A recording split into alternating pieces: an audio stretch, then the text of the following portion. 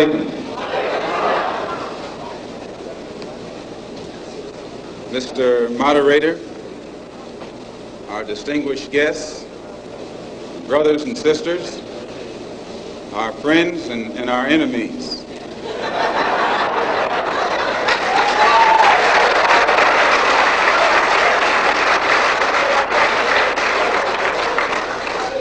Everybody is here.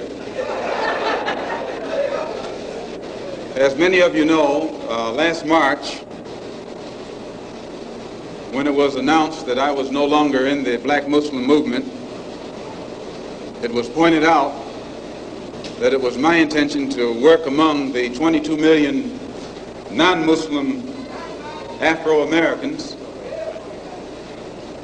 and to try and form some type of organization or create a situation where the young people, our young people, the students and others, could study the problems of our people for a period of time and then come up with a new analysis and give us some new ideas and some new suggestions as to how to approach a problem that too many other people had been playing around with for too long. And that we would have some kind of meeting and determine at a later date whether to form a black nationalist party or a black nationalist army.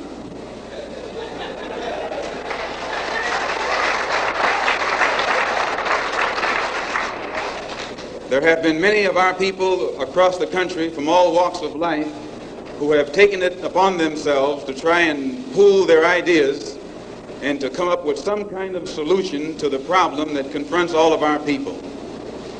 And tonight we are here to try and get an understanding of what it is they've come up with. Also, recently, when I was blessed to make a trip or a pilgrimage, a religious pilgrimage to the holy city of Mecca, where I met many people from all over the world, plus spent many weeks in Africa, trying to broaden my own scope and get more of an open mind to look at the problem as it actually is.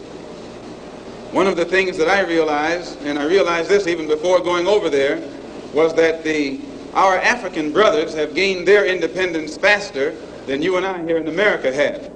They've also gained recognition and respect as human beings much faster than you and I.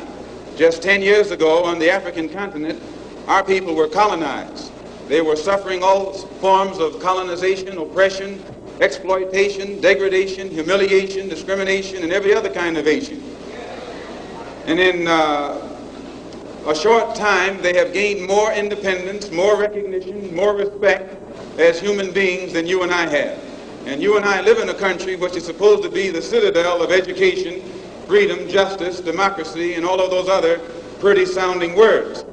So it was our intention to try and find out what was our African brothers doing to get results so that you and I could study what they had done and perhaps gain from that study or benefit from their experiences. And my traveling over there was designed to help to find out how. One of the first things that the independent African nations did was to form an organization called the Organization of African Unity. The purpose of our Organization of Afro-American Unity, which has the same aim and objective, to fight whoever gets in our way.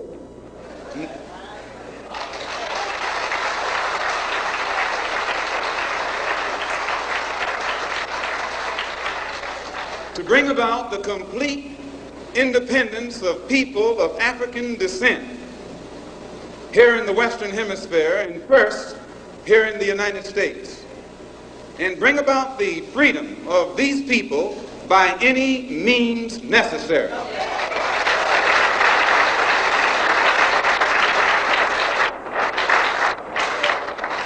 That's our motto. The purpose of our organization is to start right here in Harlem, which has the largest concentration of people of African descent that exists anywhere on this earth. There are more Africans here in Harlem than exist in any city on the African continent, because that's what you and I are, Africans.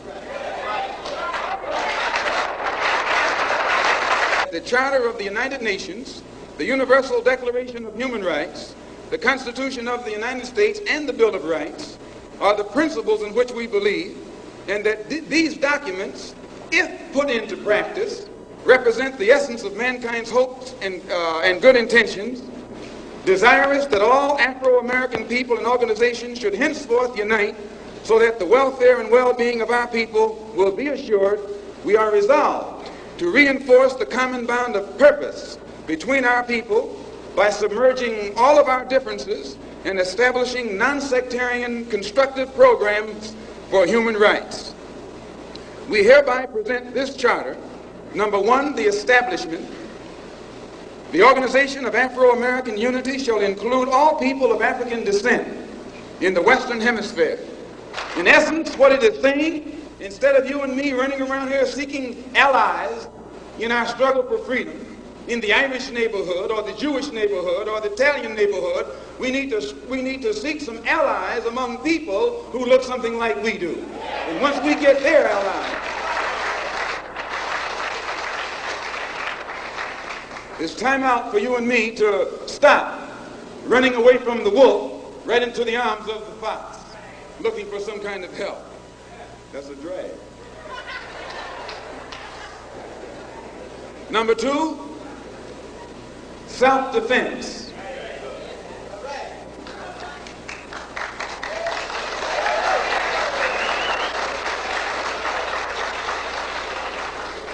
Since self-preservation is the first law of nature, we assert the Afro-Americans' right to self-defense.